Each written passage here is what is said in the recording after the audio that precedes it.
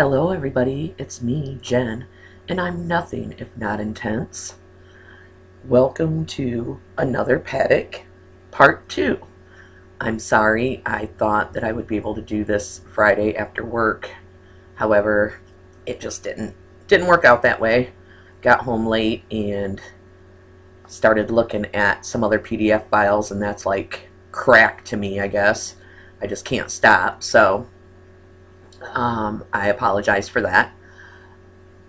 But today we're going to get into this a little bit more. But first I want to share with you, and some of you may know this, but just quickly, what's in my mind as I'm doing all this research and quote-unquote investigation of the Las Vegas mass shooting. This is what I'm working off of. Number one is the theory of the big lie. And that is, if you say something completely outrageous, but if you repeat it often enough, most will finally believe you. And that's what I feel the Metro and the FBI have done, is just repeat the narrative, which is, most of it is just totally ridiculous. However, that brings me to the second thing, is I believe there are threads of truth woven throughout any lie. There has to be that some little thread of truth here and there. So when we find those threads, it helps us. And then the third thing that I just thought about today was with Metro and Sheriff Lombardo.